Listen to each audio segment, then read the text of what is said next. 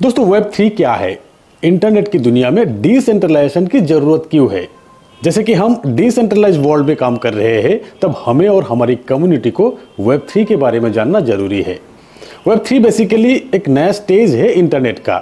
जब इंटरनेट की शुरुआत हुआ 90s में, तब वेब 1.0 आया, जिसमें सिर्फ स्टैटिक पेज थे। वेबसाइट पर ओनली इंफॉर्मेशंस थे, सिर्फ पढ़ सकते थे हम। कोई ओपिनियन देने का ऑप्शन नहीं था, कोई इंटरेक्शन का ऑप्शन नहीं था।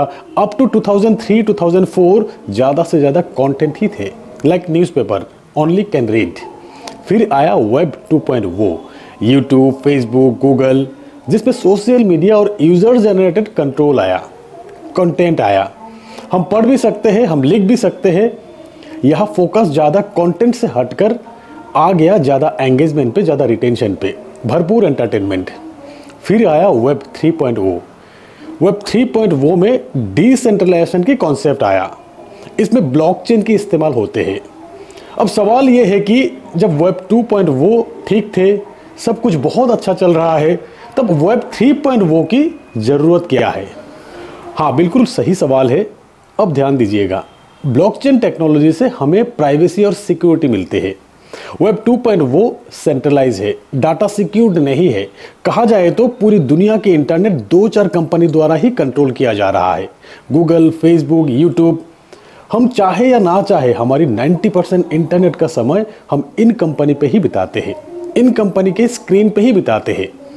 किसी भी वेबसाइट पे हम अपनी इंफॉर्मेशंस देने के बाद ही लॉग इन कर सकते हैं। पूरी सिस्टम कंपनी के ओनर या एडमिन के कंट्रोल में रहते हैं। जितना एक्सेस आपको दिए जाते हैं, उतना ही आप यूज़ कर सकते हो। जो भी एडमिन होते हैं वो कुछ भी कर सकते हैं। जैसे कि सोशल मीडिया द्वारा कंट्रोल होते हैं आज के तारीख में हमारी लाइफ। ये कंपनीज आपके डाटा, आपकी इंफॉर्मेशंस ऐड देने वाली कंपनी को सेल कर देते हैं। अब आप जिस तरह से एक्टिविटी करते हो, जिस तरह से सोचते हो, वैसे ही ऐड आपके स्क्रीन पे देखने को मिल जाते हैं। आप जिस टॉपिक पे बात करते हो, उसी के रिलेटेड नोटिफिकेशन आ जाते हैं आपके मोबाइल पे। सोशल मीडिया प्लेटफॉर्म पे कुछ भी प्राइवेसी नहीं है इस वेब 2 में। वेब 2 में कुछ कंपनी द्वारा इंटरनेट को सेंट्रलाइज तरीके से चला रहे हैं। ये है हमारा वेब 2। फिर 2009 में बिटकॉइन आया, सतोशी नाकामोटो द्वारा ब्लॉकचेन पे एक और रिवॉल्यूशन की शुरुआत। और फिर 2015 में गेबिन वुड द्वारा एथेरियम ब्लॉकचेन डेवलप हुआ। वहां से वेब 3.0 की शुरुआत हुआ। वेब 3 में डिसेंट्रलाइज ऐप क्रिएट किया जा रहा है, डैप एप्लीकेशन क्रिएट किया जाते हैं। धीरे धीरे दुनिया अब इंटरनेट वेब 3 पे शिफ्ट होने लगे। Web 3 we can read, we can write, we can create, we can monetise. हाँ दोस्तों, वेब 3 पे इंटरनेट की वो अपडेट है जहां पे आपको देखने पे पैसा भी मिलेंगे। आप जो समय इंटरनेट पे बिताएंगे उसका रिवार्ड मिलेंगे आपको। बहुत कुछ वेब 3 पे अपडेट हो चुके हैं। फाइनेंशियल ट्रांजैक्शंस के लिए पेपल की alternate MetaMask, token pocket, trust wallet अब वेब 3 पे है। क्रोम ब्राउजर की जगह ब्रेव ब्राउजर मिलेंगे आपको वेब 3 पे। स्पॉटिफाई की जगह आपको डिसेंट्रलाइज ऑडियंस मिलेंगे वेब 3 पे। व्हाट्सएप की जगह वेब 3 पे स्टेटस मिलेंगे आपको। फेसबुक की जगह अल्टरनेट वेब 3 पे आपको डिस्ट्रिक्ट मिलेंगे। गूगल की जगह अल्टरनेट वेब 3 पे आपको प्री सर्च मिलेंगे। यूट्यूब की जगह अल्टरनेट वेब 3 पे आपको ओडिसी मिलेंगे।